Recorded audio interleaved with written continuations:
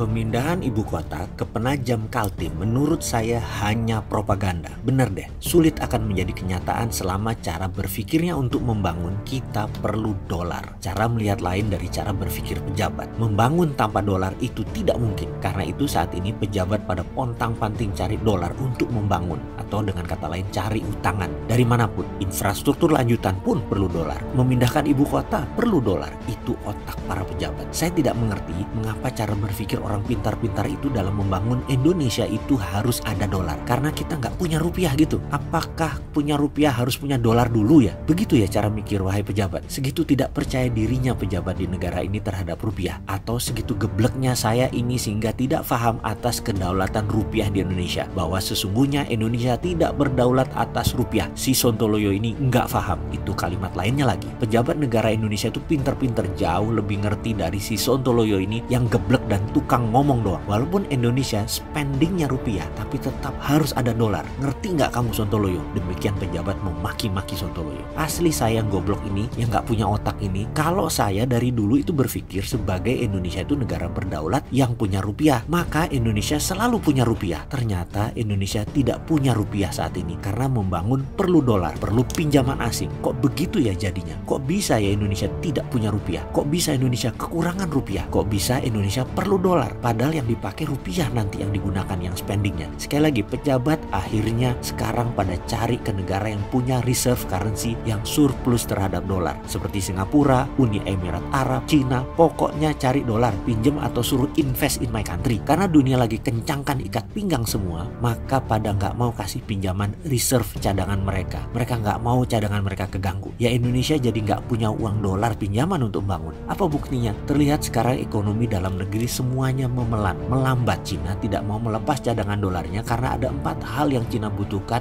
dari dolar itu. Cina perlu cadangan dolarnya. Cina masih butuh obat-obatan atau medisin. Cina butuh makanan atau food untuk 1,5 miliar penduduknya. Cina butuh bahan baku atau raw material. Dan terakhir, Cina butuh energi. Keempatnya, Cina perlu dolar untuk impor 4 jenis barang vital tersebut. Arab mana mau minyaknya diberi pakai yuan. Eropa obat-obatan mana mau dibayar pakai yuan. Bahan baku mana ada yang mau dibayar pakai yuan. Dolar lah. Nanti dolar bisa beli kain ke India misalnya. Kalau kita jual batu bara pakai yuan, yuannya nggak laku buat beli kain ke India karena India nggak punya direct dagang dengan Cina. Kecil. Intinya tetap dolar yang banyak negara sekarang tahan atau pegang buat cadangan mereka. Jadi negeri 62 yang maha aneh yang harus membangun perlu dolar sekarang jadi bingung. Padahal si Sontoloyo sudah ingatkan, ya print aja rupiah pakai jaminan proyek. Nggak percaya. Sampai kapan dul ngene ngurus negara? Kapokmu kapan?